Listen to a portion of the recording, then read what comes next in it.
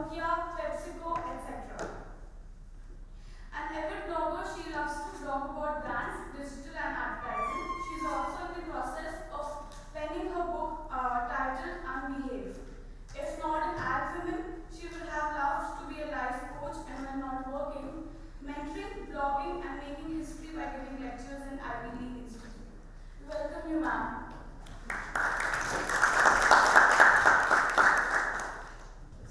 Good afternoon, and these kind of introductions really embarrass me because if you're working, you will handle accounts, and if the account is with the agency, you will handle it. But thank you very much. Is it too loud? Okay. It is not easy to come on a Saturday when you could have gone out or you could have been in your rooms. So thank you very much. In fact, the professor has been telling me, there will be 5, there will be 10, now there are 12. But we've had one thing in marketing that most of the brands I work on follow. And that is that we call it marketing to, so one of my clients call it marketing to the passionate few. And brands that do really well don't care beyond the point about others, so long as the ones who are the passionate few are there. And I'm taking the liberty of assuming that everyone in this hall today are the passionate few who've given up their Saturday morning for an hour to sort of have an engaging session. So I do have some kind of a structure or a flow. I thought about what could I share with you as students, but just feel free to stop, change the course, whatever. I'll not talk for more than 30 minutes at the most, and I would love to hear from you and your views. Does that work for everyone? Okay, thank you. Little bit more about what was not in that profile, unless I don't remember whether you mentioned it. I'm from Assam, from the northeast corner of India, from an oil town called Digboy. I don't know how many of you have heard of Digboy. It's an oil town. It's one of the oldest oil refineries in the world. It was the oldest in Asia, set up in 1901. So I grew up in a place which was really very, very close-knit community. A lot of people from across India were working there. So it was like mini Indias growing up together, playing fields, big houses. And then I moved to the city in Guwahati where I did my class 10 and college, etc. And today when I came to your institute, it really transported me back to Digboy because I've forgotten the last time I've seen such big open fields, beautiful architecture, pathways and parks. And I was telling the professor that if I were here, I would have sat in the park every morning and just done my work there. And while I was thinking about this, because I came in pretty early today, I don't know whether I saw some of you in the breakfast room. I thought the session was at 11. And I thought it would take 2 hours to come from Gurgaon, so I started at 8. I reached here at 9:30 and I've been sitting and thinking since about what really to talk to you. So let me begin by some of the changes that is happening in the world of communication. I absolutely refuse to call it advertising. It is an old-fashioned term which is still used by people. It is communication and engagement. But just using a new term doesn't mean things have changed or all of us are equally equipped to handle it. I for myself are among the many ones who are grappling with how do I get or how do we get the best of ideas, the best of solutions on the table in this age when the way consumers consume communication has totally changed. So the first, and really a slide is just a background, but in case you wish to read it, it's a painting. So my husband's an artist and both of us, we go to museums a lot. Me because I'm married to him, so I have to be interested. He because he's really interested, and sometimes some of the conversations are on paintings. So this painting is by John Sargent, and it's a painting after the World War, where the soldiers were gassed with mustard gas, and because of that they were blinded. And because they were blinded, you see that they're all marching out with their eyes covered, holding each other, because they can't see. And the marketing world that I had joined was actually a lot of warfare. It was a lot of comparison. It was a lot of I'm better than you. It was a lot about his features are better than my features, etc. To a point where, and if I'm referring to some brands, it's only to illustrate that point. There are a lot of others. So if you remember the earlier beverage brand communication, like a Coke and a Pepsi, or maybe the earlier telecom ads, it was always a comparison. It was always I'm better than you. But today, those values have really undergone a change. So much so that if any brand says that we are better or we are worse, I just think you are patting yourself in your back and the marketing team feels happy. I don't think the person who's buying is truly interested, because you will decide whether you are better than someone else. So just to give you an example, this is Mountain Dew is one of the beverage brands, and if you are familiar with some of the advertising that these soda brands do, their product is communication. What is there to sell in sugar, water and carbon dioxide? It is attitude. So they say we sell excitement in a bottle. We sell dreams in a bottle.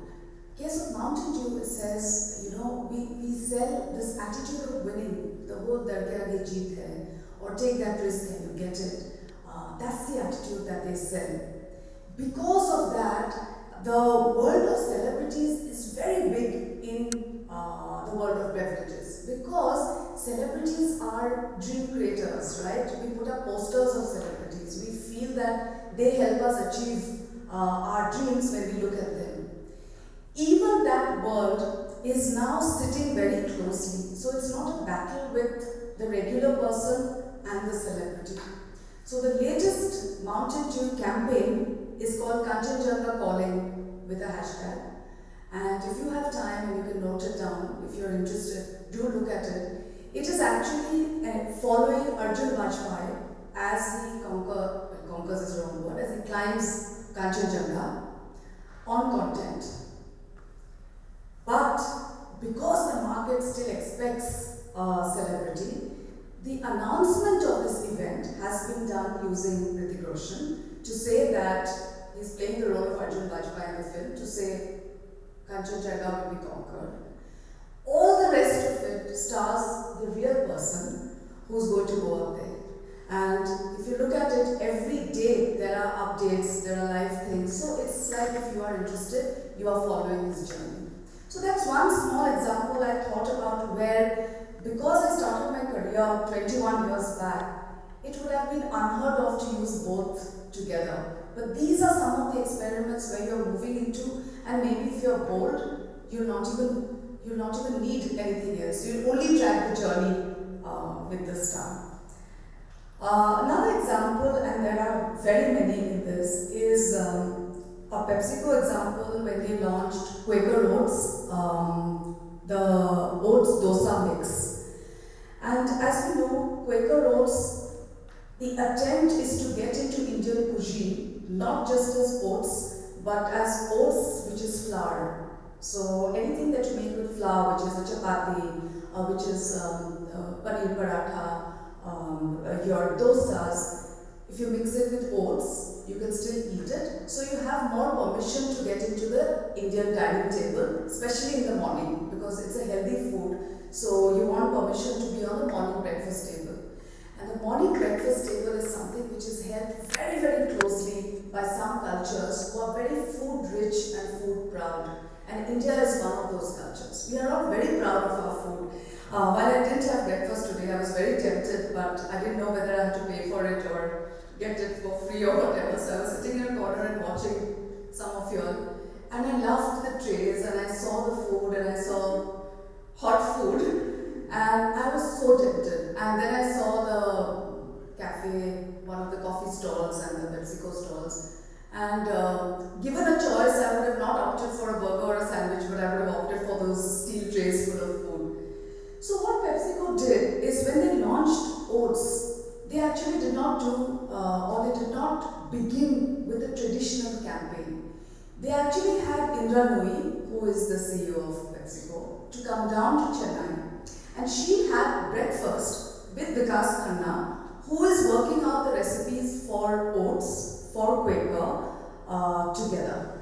So they went to this restaurant in the south, they had breakfast together, and it was obviously covered by PR because there's Vikas Khanna and Indra Louis in her own rights is a celeb. This was the launch. Very, very different from what we would have done normally. So if you look at the way agencies and all of us are structured, I would be very, if I were old-fashioned, I would be very threatened. What happens to my job tomorrow? If I have no films to make, if I have no print ads to make, if they fly down a CEO, if they get a chef, and they just do this 1 hour breakfast.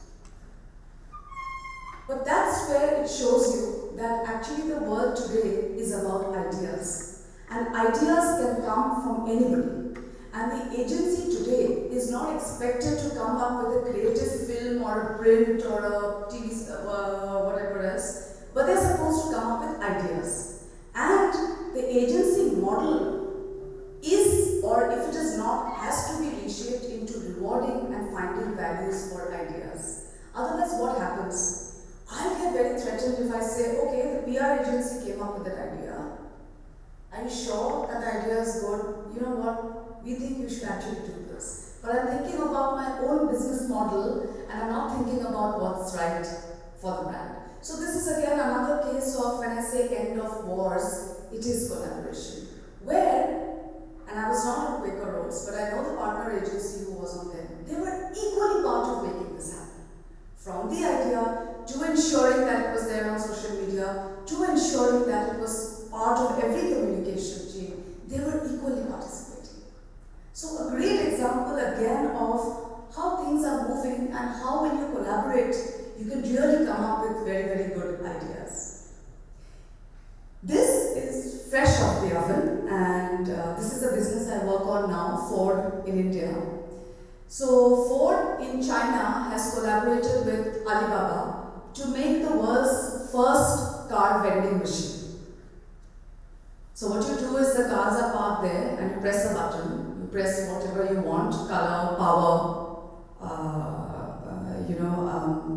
price, and the right car comes down, you do your test drive, you keep it back in and it goes back into the vending machine. Great innovation. Look at the partner, Alibaba. You would not have done a deal with an Alibaba in your traditional marketing because Alibaba is e-commerce. Your traditional retailing is with a dealer network. But suddenly, this is a definition of something which is a one vending machine now, but could be a way for the future. Plus, the kind of publicity and innovation gets is again, it's worth every penny you spend on creating something. So again, brings us back to the kind of partners with who you're collaborating with were truly once your competitors. Okay, before I move on to this, the other thing about ending was, and I'll come back to the business model because most of you are going to join somewhere, I hope, in the world of either marketing or associated at least with brands and branding. And you'll have to question as to whether your business model is moving in terms with the changes. Because sometimes what happens is everybody wants to change. I want to change, my partners want to change, but the model you're operating with or in does not allow you to actually do that change. So the root has to be about what are the things that gives business a return, an ROI as we call it, and then come back to the ideas.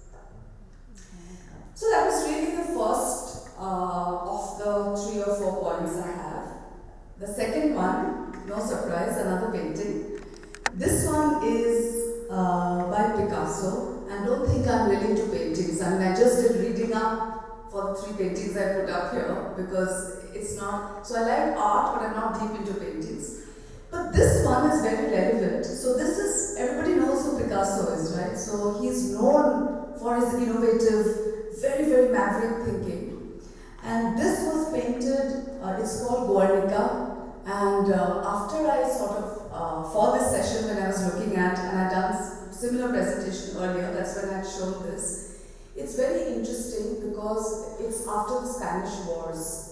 So if you look at it, there are 4 women who are suffering. There's a horse, there's a bull, and there's a light bulb on top which is flashing.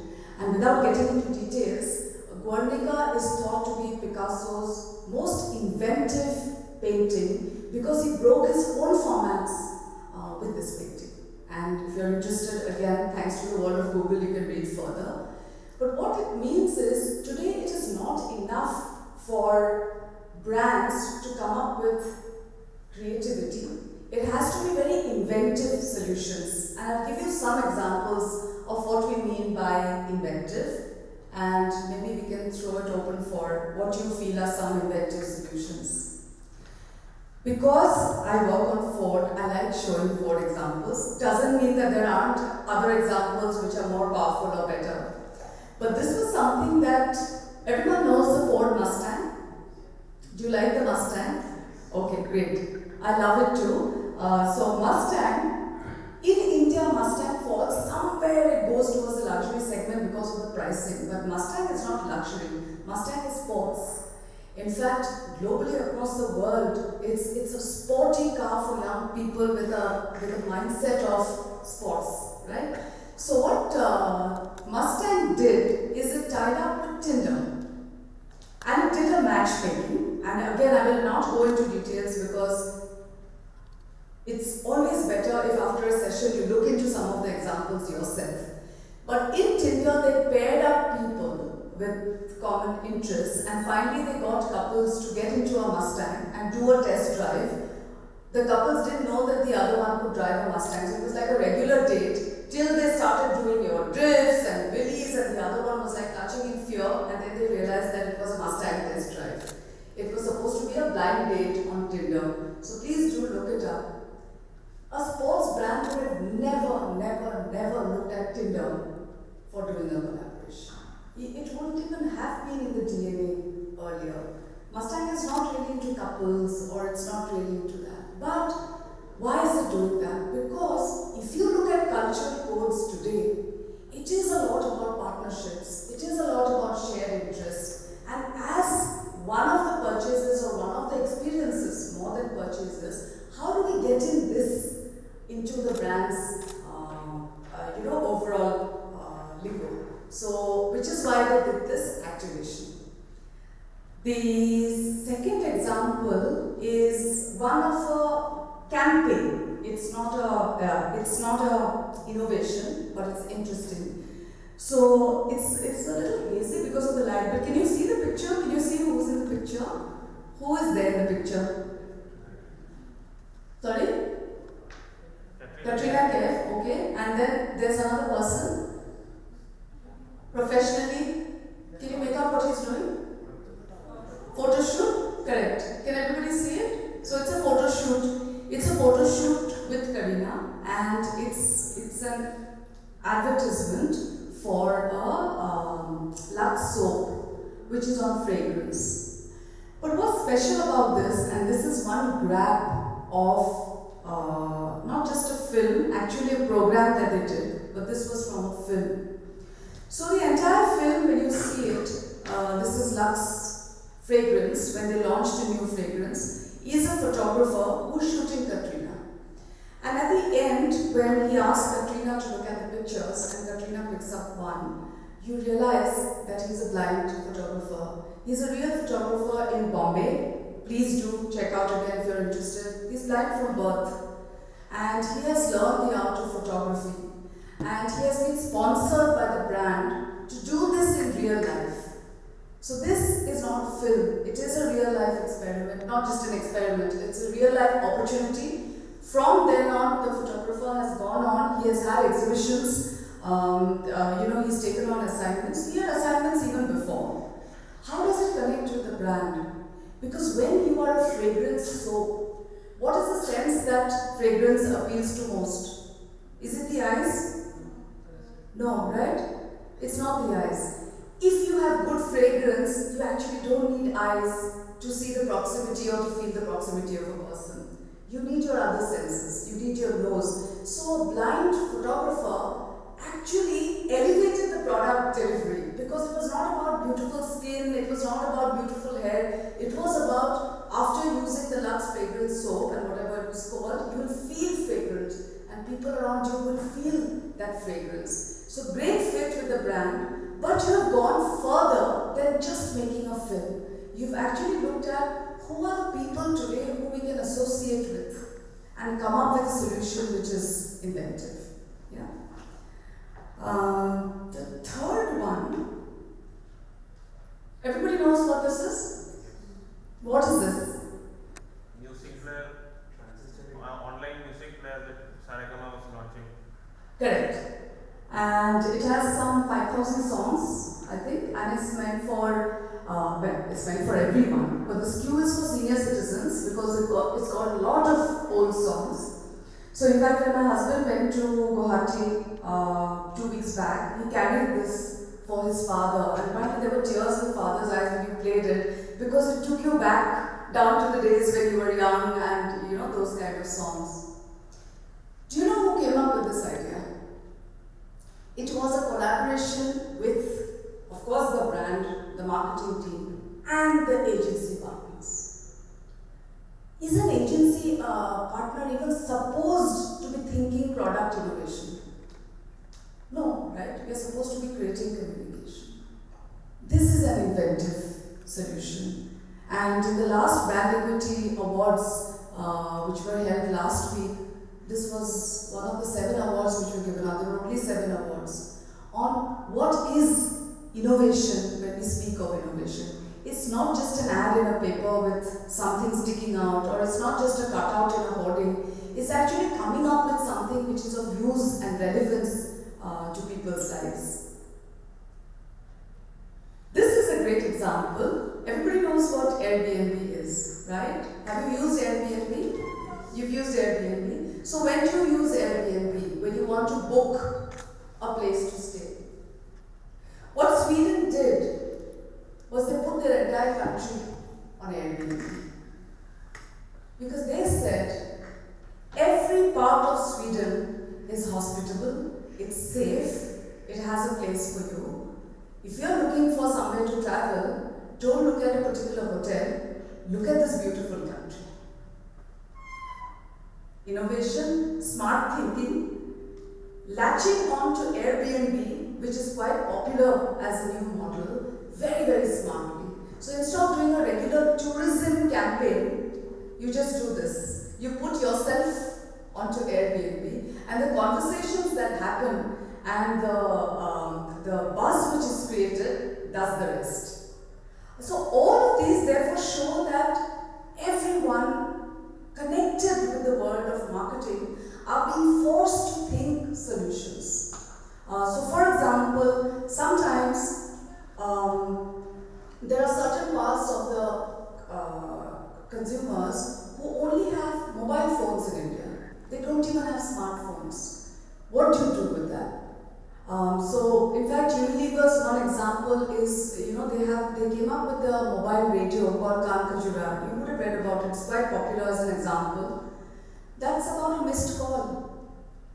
We do a lot of missed calls programming, which is give a missed call and you get a call back where you can listen to your song, you can listen to a script, you can get tips on education, you can get tips on medical. Now those are solutions because people have mobile phones and there are X number of people with mobile phones. So if you come up with an idea that is only valid on a smartphone, on an app, on a screen, it's not good enough if your TG is not even into that as an instrument.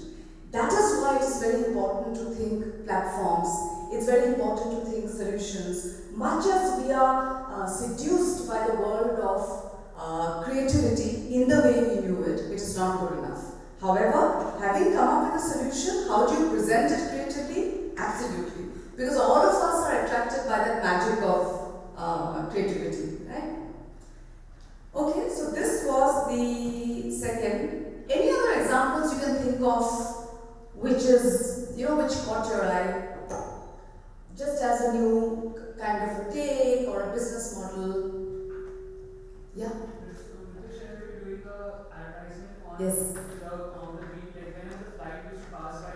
Yes, the boy. Yes. Yes. What's your name? Sorry?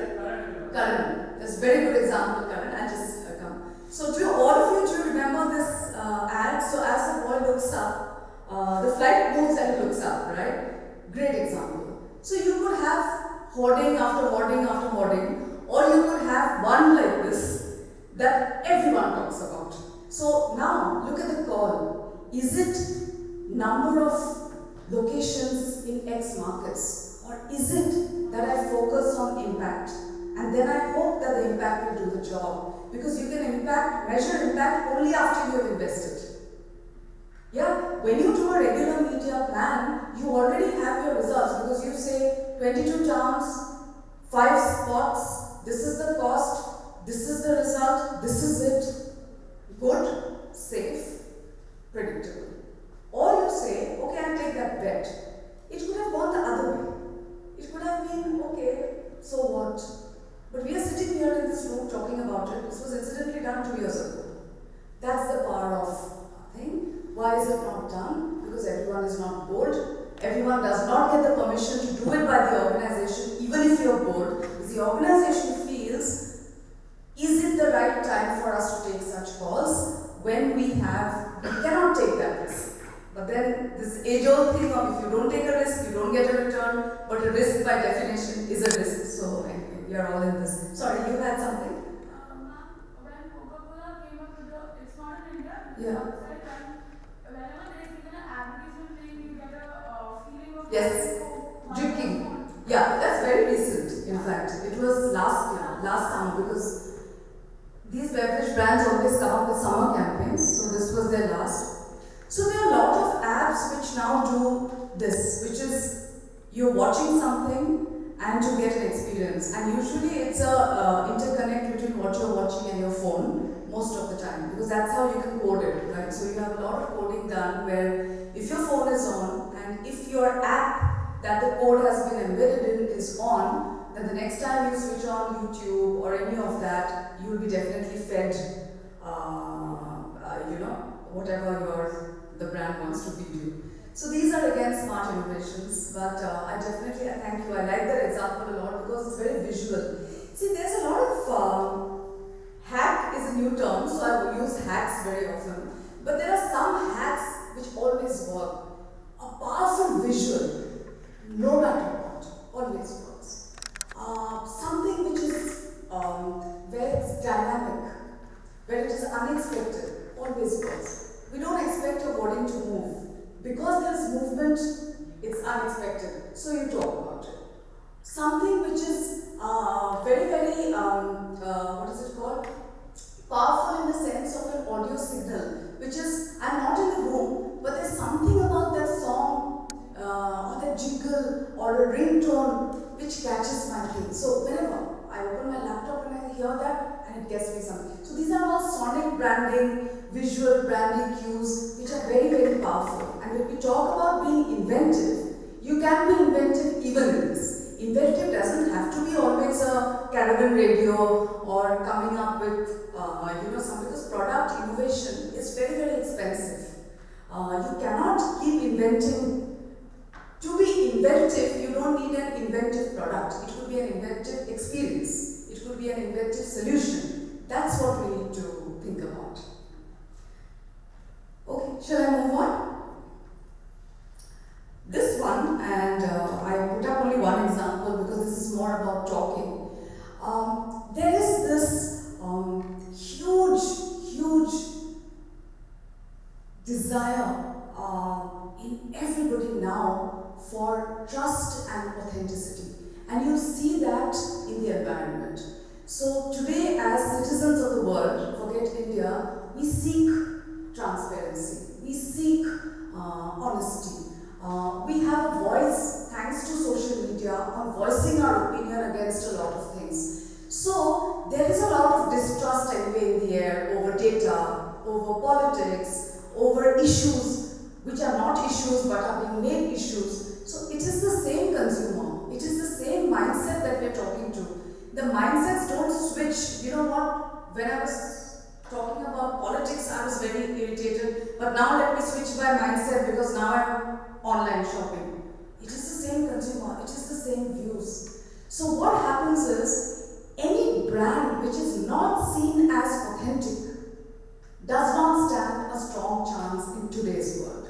Earlier, people did not care very much about authenticity. So I'll give you an example. When we were growing up, there were a lot of these watches which were made maybe in Japan or China, I forget, one of these, they were not even Casios. So they were digital watches, they would show you time, they were black things we wore. And everyone knew it would work only for maybe 6 months or so. It's okay, we threw it. Then I remember my mother had a lipstick, it was green colored cake. But when she used it, it was a black, it was a, gosh, God forbid black lipsticks. It was a pink lipstick. Again, it was some product which had come in, it had become a fad. Everyone I knew had that. And it didn't last more than a month or so. So, quality was not a big consideration because from a socialist economy of the 70s and early 80s, we were getting into the mode of consumption. So, there was this big thirst for consuming. And when you have a limited amount of resources to spend on consumption and you want to, you don't care too much for quality or you're okay to do a compromise. But today what is happening is because all of us are very, very well informed about what is happening, we know, we ask for opinions and information, we are much more wary. So I'll give you an example of our automobile category where I work. The search happens word of mouth, of course, but on what we call our partner aggregator sites, cardeco.com, the influencers, Autocar Magazine, XBHP, they are powerful influencers of what I want to buy. So it's not enough just to come up with, so we've just launched Freestyle yesterday, Ford Freestyle, and all of us were very busy in that launch. And the amount of collaboration that goes on when you launch a car, maybe a fraction of it is what we call traditional advertising. There's a lot that goes into influencers. There's a lot that goes into test drives. There's a lot that goes into media drives. There's a lot that goes into influencers who do it. If you again are interested, there was a drive which was done on Koli Hill in Tamil Nadu in the south. It's supposed to be the most treacherous hairpin drive curve. And there was an actual person who drove, well-known driver, who drove the freestyle around the hairpin curve. You won't even find branding there, besides saying that Ford's helped you do this thing. It was a real event done by a motorsport publication, and then it has been put out. So that's what I mean by authenticity. The more you put your money where your mouth is, and to say, if I say it gives you that experience, I'll go and do it. So Land Rover, for instance, in China, it's fantastic. Yes, I knew you all would say that, because I think while girls are also into cars, but most men I've met have seen that ad. It's a treacherous, and do mail it out to your friends if they are again interested. You see the treacherousness of that steps. That's real, right? A real driver has gone and done that feat. That's what we mean by authenticity. So authenticity is not always trust me, trust me, trust me. In fact, you can't say trust me because why would I trust you if I don't have that value? And all of you, if you look at the reports on brands that I trust, you will see that it's changing now. You will see that a lot of technology brands are high up now. A lot of FMCG brands are not as high up as they used to be earlier, besides of course the regulars like Colgate and Dettol who are still up there. And the one example that I love, because I was on Nokia when Nokia underwent that whole merger, even when it was not in the market, it was a trusted brand. That is the power of a brand. And that is why in the second avatar when it has come back with HMD, and if you've read the papers now, they've just yesterday or day before, that the first round has been a success. After somebody had shut shop in India and gone out, that is the power of a brand. Look at Maggie, pulled off shelves, came back, more strength than before, more innovations than before, better business results than before. What is it?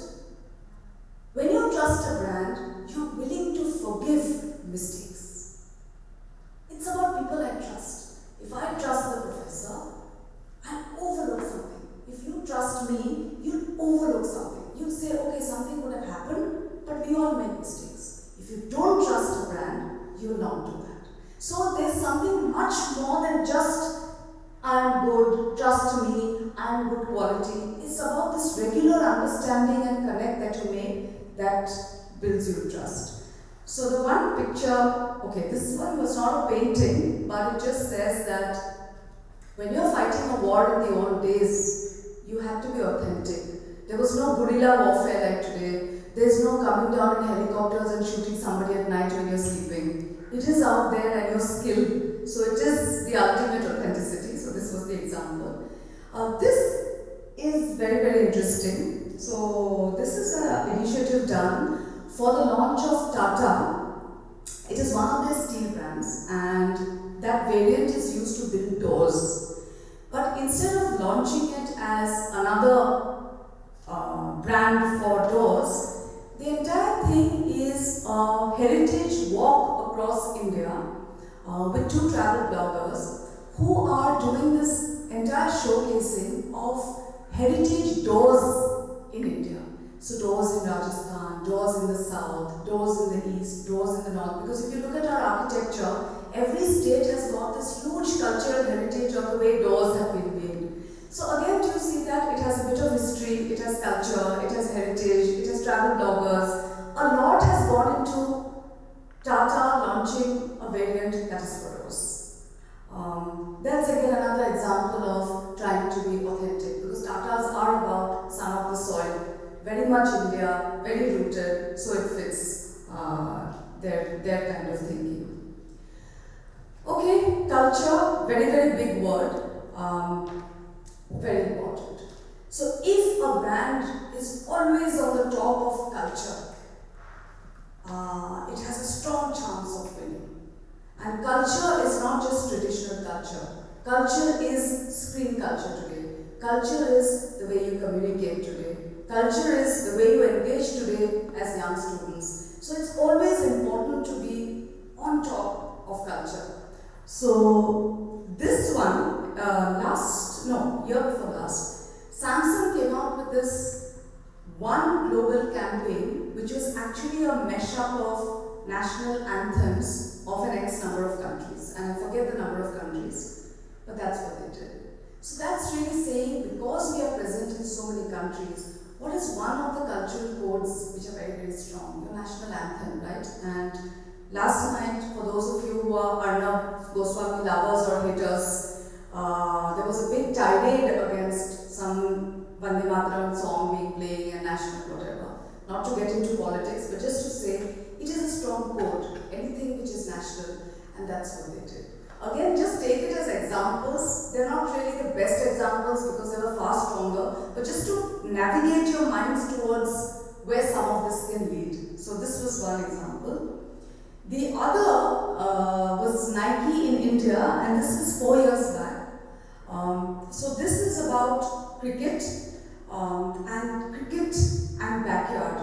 And this entire thing was called Make Every Yard Count, because when it comes to cricket in India, and internationally actually it's more soccer, every little area which is available you see people playing cricket. Little terrace in your house, you'll be playing cricket. Drawing room, you'll hang one thing and play air cricket. Little parking strip on a Saturday, you'll play cricket. So there's this whole thing about every real estate yard which is available in India is actually a cricket ground.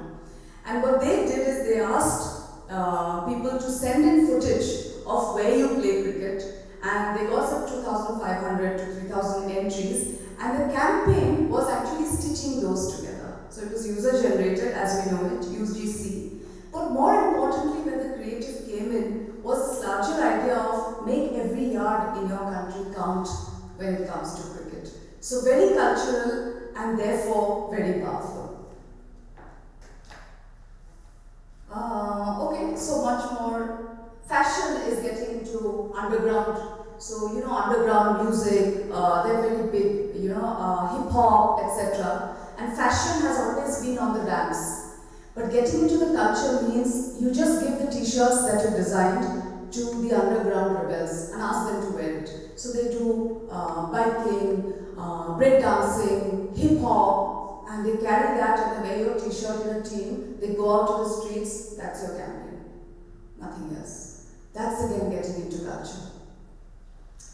Of course, little bit of advertising and campaign also, because we see that. So, or the cow, Amazon, getting into our shopper buying behavior when it comes to India. Please show, please show, please show. I've seen our families do it, all of us do it. You know, you don't buy the first thing you see. So that was on culture. Any questions till now? Or we just finish this off and then at one go we can do a discussion if it's okay with you. Fearless, and we spoke about being bold earlier, is required for marketing and brand building, but it's very difficult. It's increasingly getting difficult also in the world of data today. Because the more data you have, there's a lot of logic that comes in, there's a lot of predictability that comes in, or expected predictability that comes in, and sometimes it's almost this whole thing of how will it make creativity constrained. But just last night I was in a digital forum and the entire discussion was about no, it actually opens up creativity. And I read something which is very interesting. It's a term called dark data. So dark data means all the stories which are out there, all the art which is out there, all the anecdotes which are out there, which are not numbers. And dark data also with AI can be tracked and can be aggregated. So for example, with IBM Watson, there was a musician who's created the first music album with AI, which is you've gone back into looking at what has been the inspiration throughout the ages on this particular topic. And I forget the topic now, but assume it's love. So you say, over the ages, what has been this recurring theme on love? And it's all put together, and then you work out your lyrics with that AI. That's a very different way of creativity, but it is enhanced.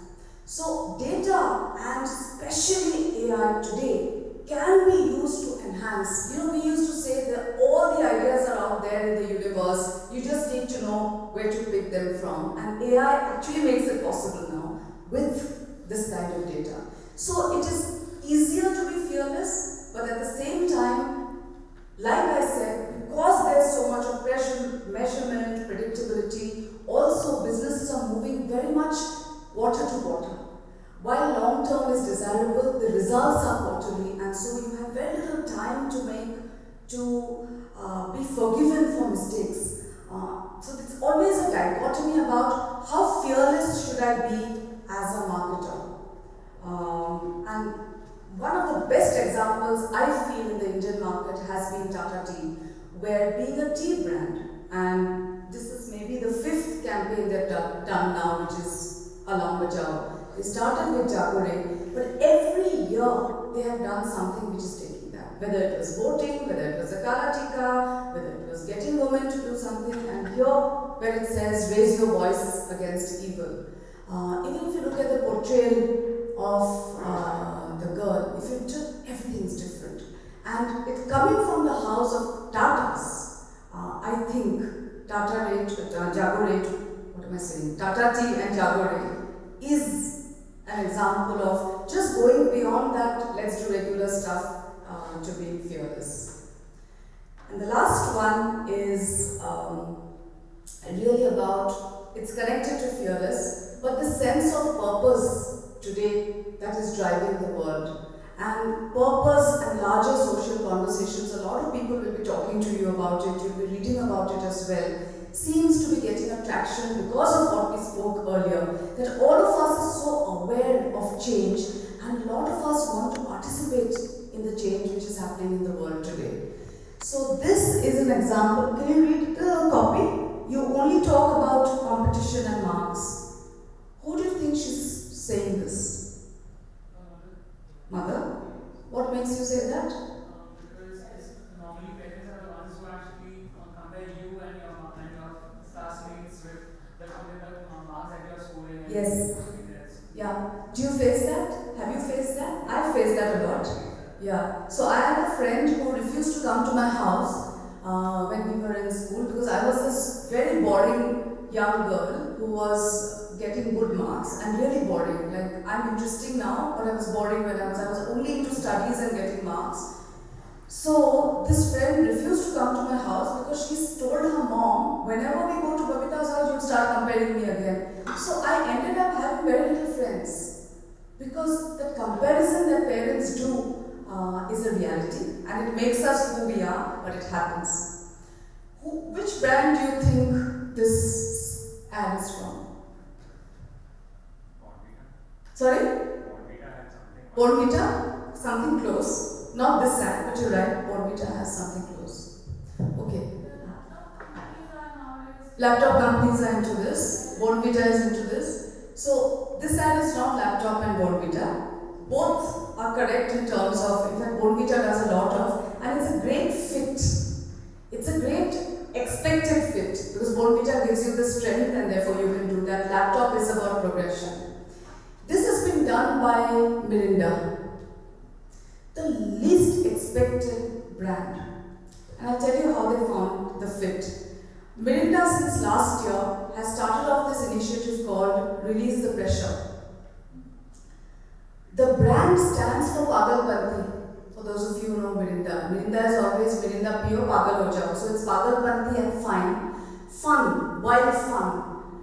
And the brand therefore feels it can be an intervention into a social problem like this by talking to parents to say, lighten up and lighten up your home and the kids, and by telling kids to say, lighten up, because after all, it's exams.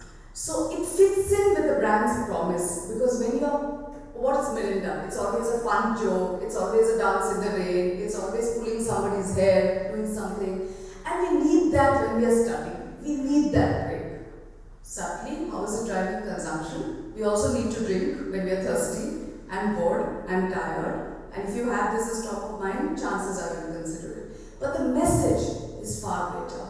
And therefore, and again, I hate showing results because I like people to look for it and be convinced itself. Release the Pressure has done fairly well in terms of the kind of support it got from people. Also because it was unexpected.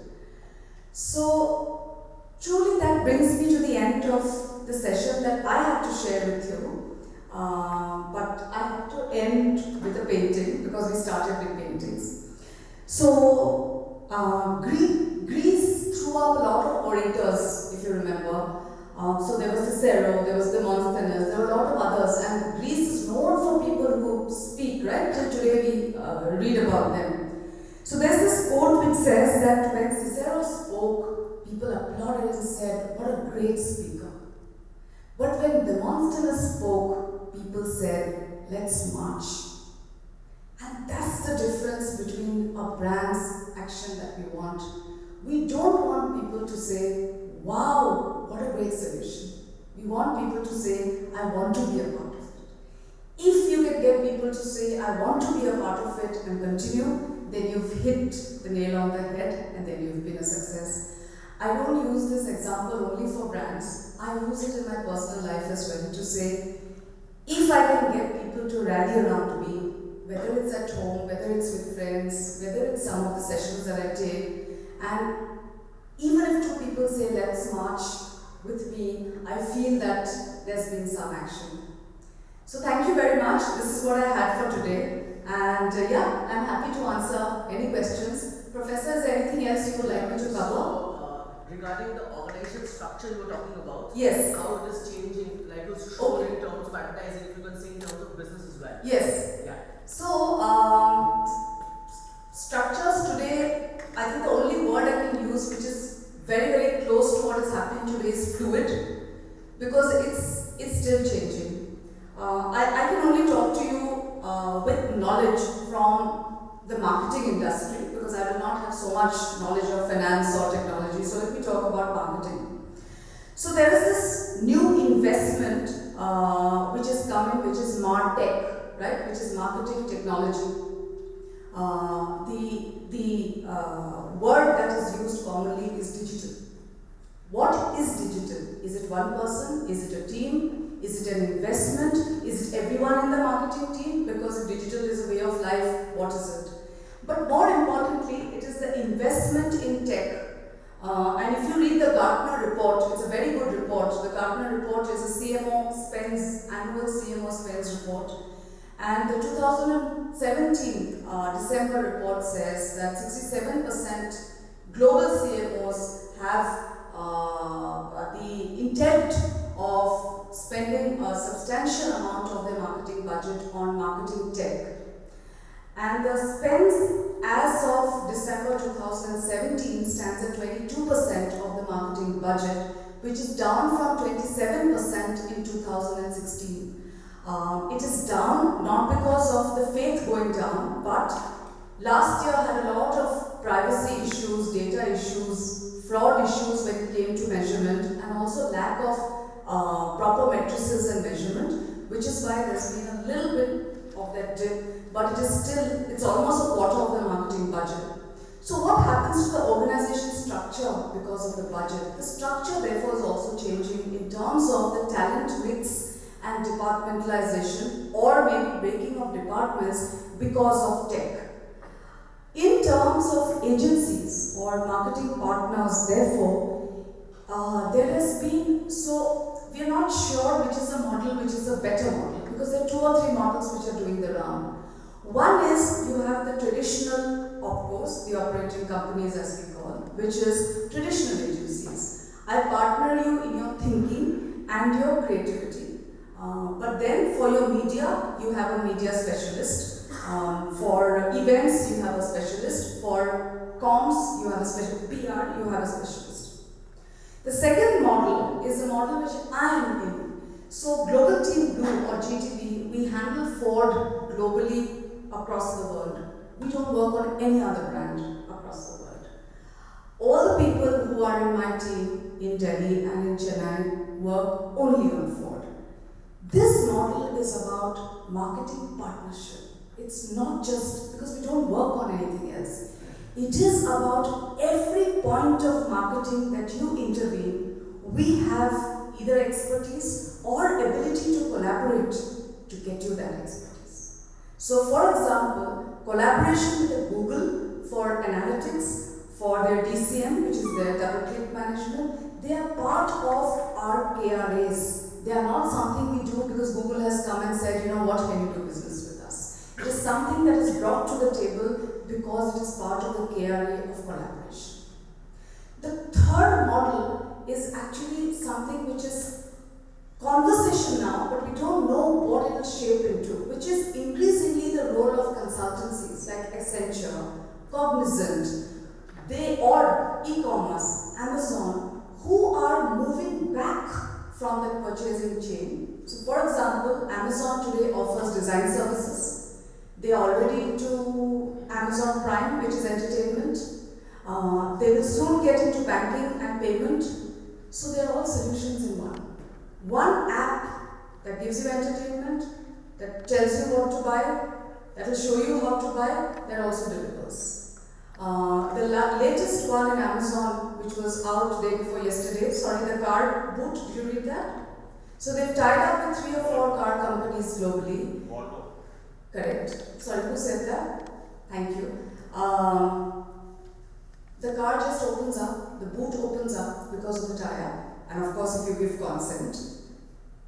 You're parked, you're working, you order online, delivery comes to your car, opens the boot, puts in the box, goes off.